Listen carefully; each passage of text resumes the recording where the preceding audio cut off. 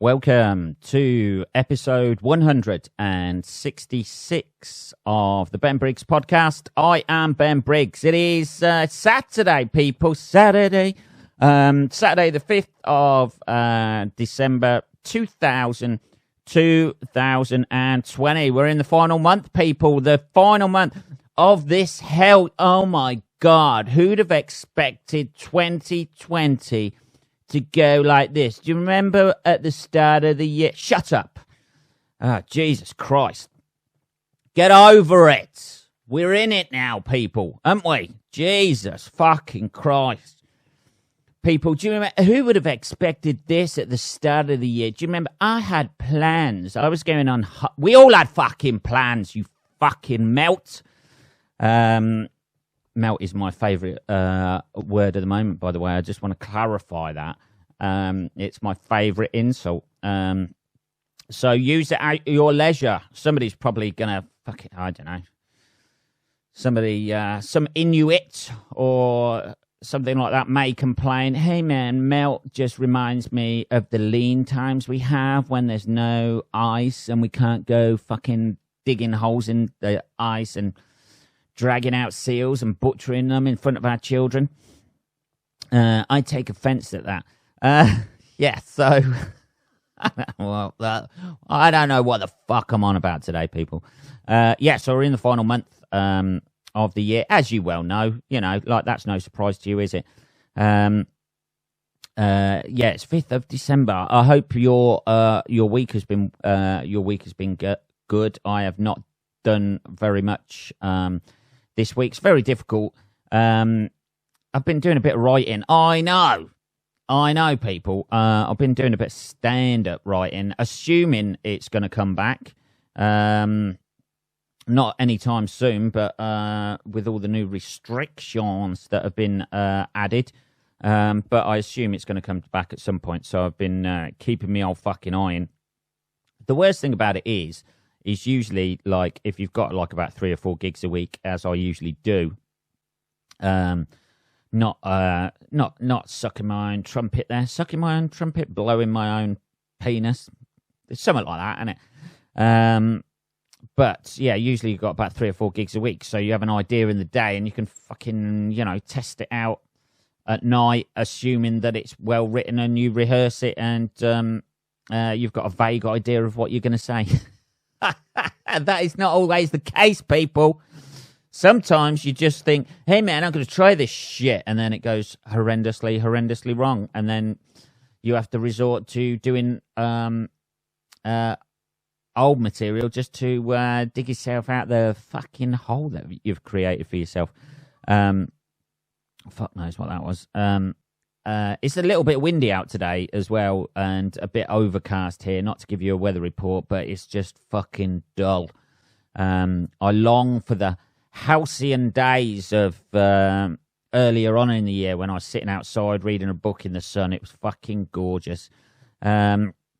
Anyway, being as we haven't got any stand-up news, or I can't tell you about all the places I've travelled to and everything that's gone on, we shall resort to amusing fucking news stories that I will put my sometimes controversial but always honest spin on things. What the fuck's up with me today? Let's have a little bit of tea. See if we can kickstart the old fucking brain, shall we?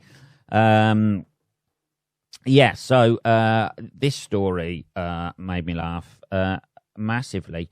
It's just a headline. It's a headline-grabbing thing. Bodybuilder marries sex doll after whirlwind romance during coronavirus lockdown. Look, there's somebody who's found love with essentially an upgrade of a rubber chicken.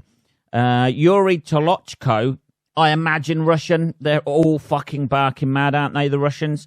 Said his IDOS, I like it, alongside sex doll Margot. Do you think that's based on Margot Robbie? I don't know. Who was dressed in a flowing white gown and clutched a bunch of flowers for the special occasion. She had sticky back plastic on her hand and had a bunch of flowers stuck to it. A bodybuilder. I imagine bodybuilders aren't the least narcissistic people in the world, are they? I imagine when he took up bodybuilding, he might have been like a skinny kid and thought, hey, man, I'll take up bodybuilding and chicks will just flock round me. No, they will not, apparently. I imagine he didn't think he'd have to resort to marrying a sex doll when he first started lifting weights. This is the avenue he's gone down. He might as well have just spent less time in the gym, a little bit more time in a library, learning about shit, and then hooked up with one of those geeky girls who wants guys to know shit. While Yuri looked every bit the perfect groom, the couple went on to share a romantic first dance in front of dozens of guests, dozens of uncomfortable guests, I imagine, going, what the fuck? We're going to do the photos now. Is there any chance I can stay out of this one? Is that all right? I don't really want to be seen at the wedding of somebody who's marrying a sex doll. Fuck me. Yuri, who identifies as pansexual, surely that should be pump sexual, shared moments from the day on his Instagram page, with one caption reading, "It's happened, to be continued," as he slipped the ring onto his bride's plastic finger. I bet that's not the only thing he slipped on her finger. The couple got engaged in December last year, with Yuri saying their romance truly blossomed during the year 20... Well, there you go, you see. Who would have thought it? Old Yuri, there we were earlier on this podcast talking about, hey, man, who'd have thought the world would be the way it is and 2020 would have turned out the way it was. And there's old Yuri. He had no idea he'd be falling in love with a sex doll. There's a guy who clearly hasn't got access to Zoom or FaceTime. The stages he's got to. It's not like they'd have met in a bar or something. He's gone on the internet. Firstly, he's had the idea to buy a sex doll in the first place. You don't do that, under normal circumstances, do you? Like, if you're out and about on the dating scene, has he not heard of Tinder? Has he not heard of, hookup sites or anything like that? Or maybe he's tried all of them. That is the last-ditch attempt, isn't it? He's looked at his hand and thought, this is not enough for me now. I need some sort of, at least somebody shaped like a woman to get me off. He's tried the dating sites, because you don't go straight to sex doll, do you? You're new on the market, just split up with your ex-missus. You don't go, oh, fuck it, I'm going to get a sex doll. You try actual human beings first, maybe animals. That's not talking from personal experience, by the way. Yeah, you go for actual human beings first, don't you? And he's been blown out by all of them because he's too busy. Fucking look at it. I bet he's one of those guys. On dating sites. He must have been in either a vest top or his top off. And that's turned women off him completely. And he's thought, how do I get my penis in some sort of vaginal hole? That looks pretty realistic. Let's get one of those and a fucking foot pump. Ah, dear. The couple got engaged December. Yeah. Describe himself as a sexy manic on Instagram. That's why he's had to resort from. That's why, Yuri.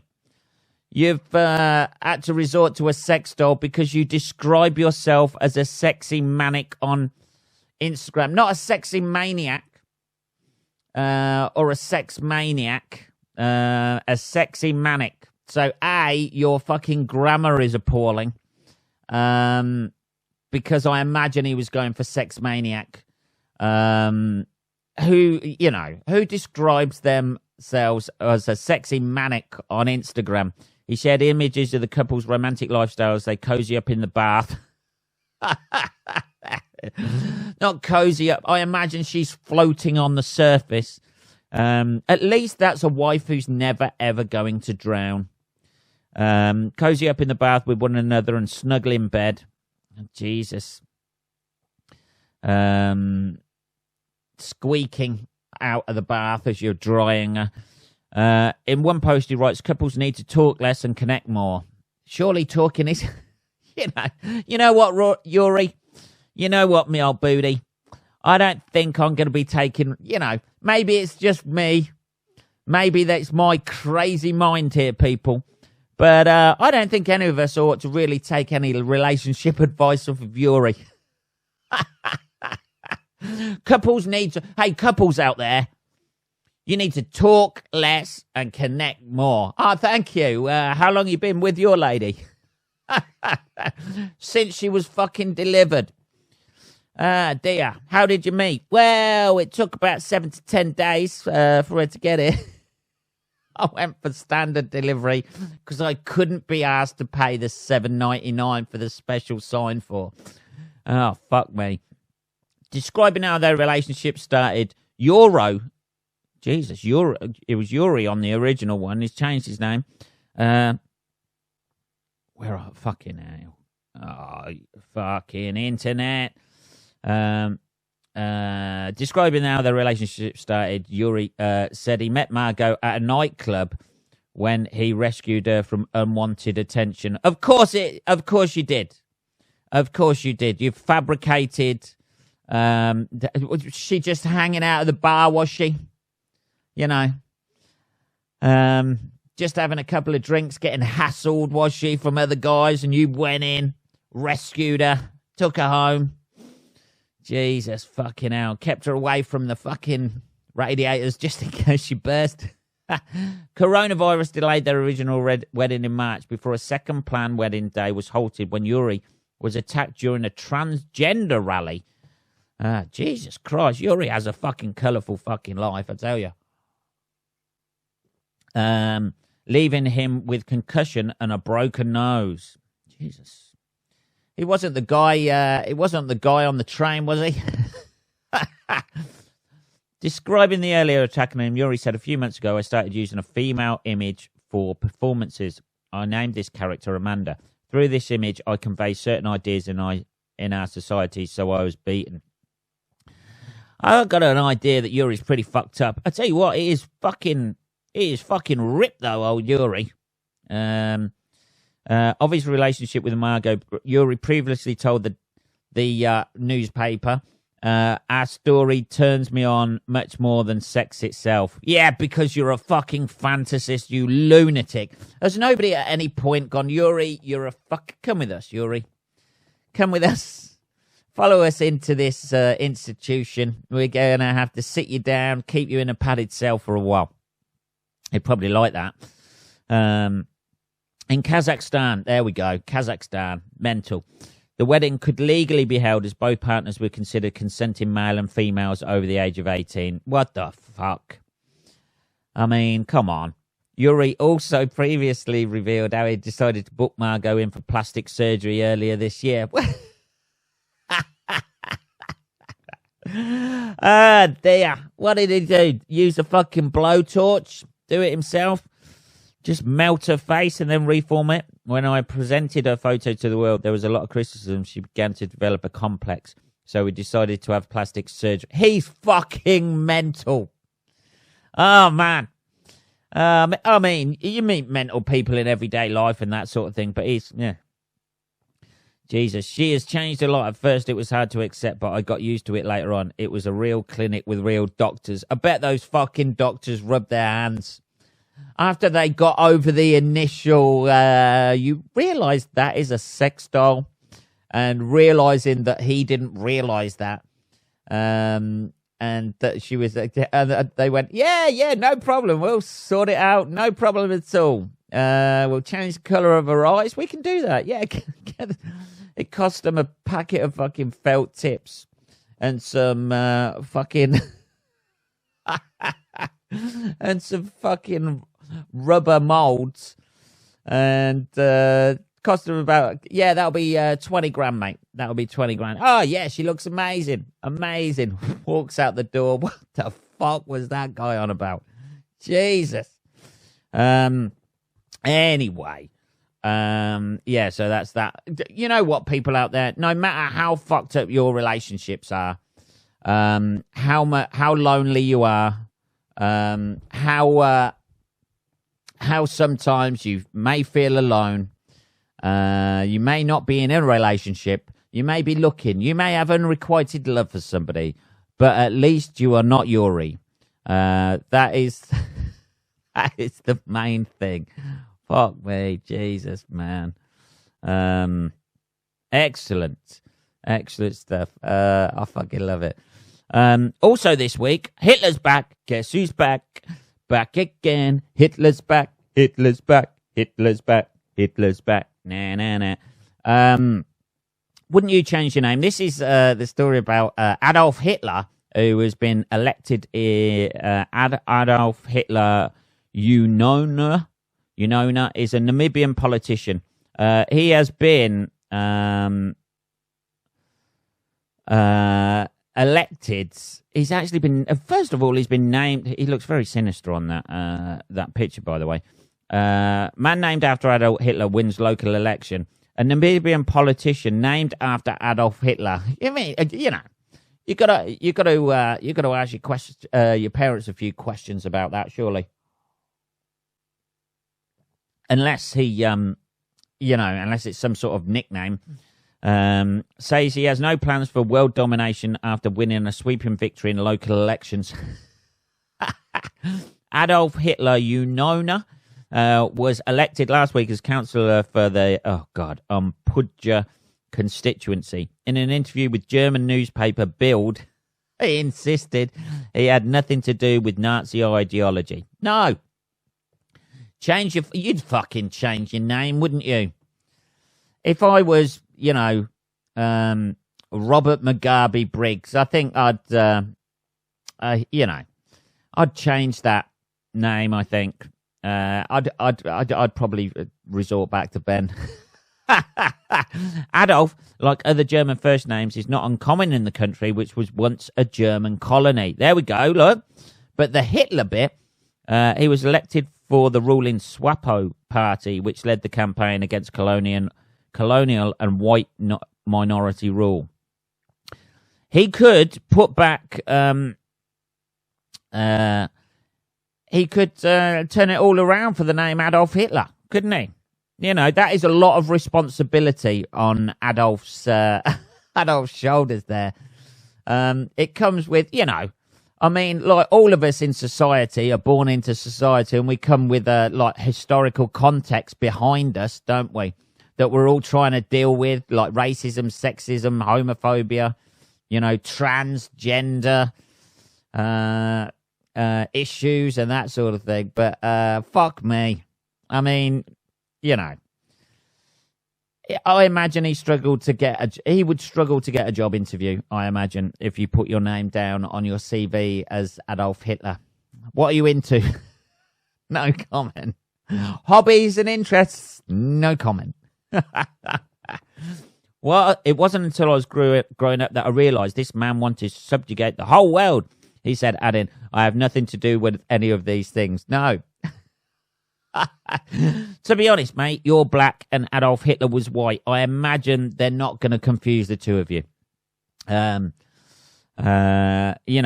He's gone clean shaven as well. He hasn't even gone for a moustache, which I think is a good idea, and he hasn't gone for the comb over haircut. If anything, looks the exact opposite of Adolf Hitler. The centre-left SWAPO party arose from Namibia's independence movement and has ruled the country since 1990. The support for the party has fallen following bribery allegations over the fishing industry. Hey, you wanna fish there? You wanna fish? Yeah? I can get you some fish. Yeah, just give us a backhander. So Adolf Hitler's back, man. He's back. Fuck me, Jesus. There's a lot of people with the most possibly named after the most famous evil cunt in history, and he's kept the name. You would, I don't know. Firstly, he's been given that name by his parents. You gotta, your dad's goose stepping round the fucking house. But, fuck me. Who would even entertain that? Ah, Jesus. Anyway, let's move on. It just made me laugh, that did. I mean, like, I couldn't imagine having... It's bad enough having other people with the same name as you, let alone somebody who is potentially... is actually seen... He's the go-to bad guy, isn't he? Adolf Hitler. He is the worst person in modern times in history, because nobody can remember people like Genghis Khan and shit like that. Personally, and to be named after him, fuck me. You see a little baby and you think, I've got it, sweetheart. I've got it. Fuck the name book. Throw that name book out now. I have got what this baby is going to be called. We're going for Adolf Hitler. Oh, we're going for Adolf. Oh, yeah. Taking that round to people. We've gone for Adolf for the baby. Really? Is it not? The guy, are you aware of the guy in Germany and shit like that? Oh, Adolf Hitler, yeah, that's what we've gone for his middle name, Hitler. Fuck me, Jesus. You wouldn't care. I don't care if, Namibia was a German colony and Adolf is a popular name. You don't go with the fucking Hitler after it, do you? Fucking hell, Jesus. Here's my wife, Eva. It's happening again. Jesus. What are we on? 22 minutes. Here's an interesting story. The old, not an interesting story really. The old Pfizer vaccine here in the UK, England, Scotland, Wales, Northern Ireland, has been judged to be safe. So we've got over here in the UK now. We've got options, baby. We've got options with what jabs we're going to get, what jabs we're going to have. This is the thing.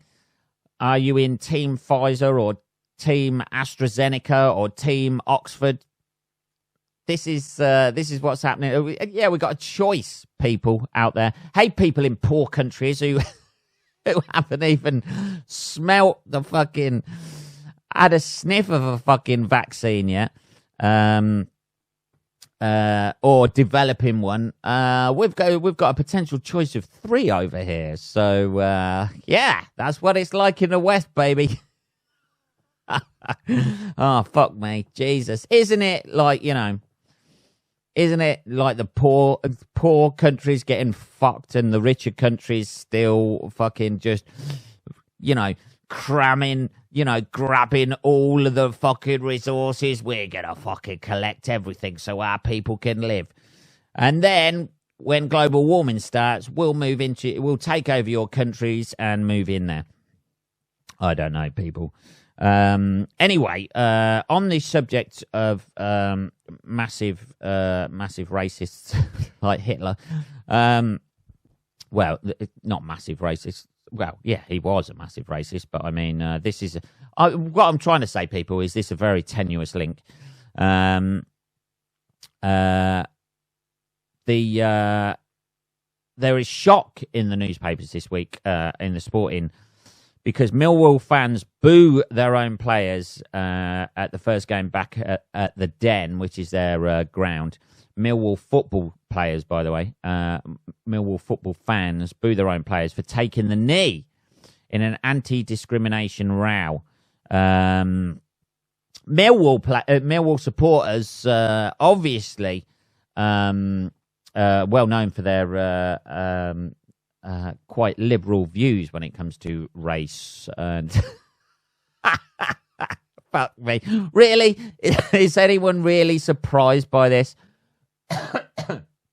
Sorry, a bit of a cough there. Is anyone really surprised by this? That Millwall supporters, the most renowned for being thuggish supporters, portrayed in the film Green Street, and well known for being, hooligans, the majority of them, I know. Don't write in if you're a Millwall supporter and go, actually, I take my family and kids down there and we all wear fucking matching sweaters and fucking, have a glass of Prosecco at half time. Yes, I know. Not all are making sweeping statements, but, Millwall is a team that is renowned for having fucking football hooligans in it. For some reason, newspapers seem to be massively surprised that their fans didn't take too kindly to people taking the knee. The Den welcomed back 2,000 supporters for the first time since the start of the pandemic for their 1-0 defeat to Wayne Rooney's Derby. But they sparked an anti-discrimination row after their vocal protest from the stands. As the players got down on one knee, the Derby's Colin Kazim Richards raising his fist, a symbol of solidarity. Boos echoed around. Yeah, boo! We don't want solidarity with black people. Boo! Jesus fucking hell. Maybe just let it slide a little bit. Obviously this is a very Americanized thing. I don't know. It seems, for me,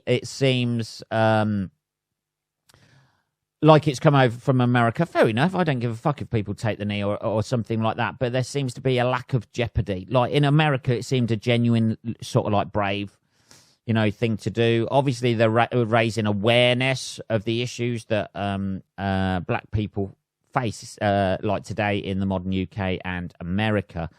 And raising the fist and that sort of thing is a good thing. Everybody wants everybody to be treated fairly, obviously, and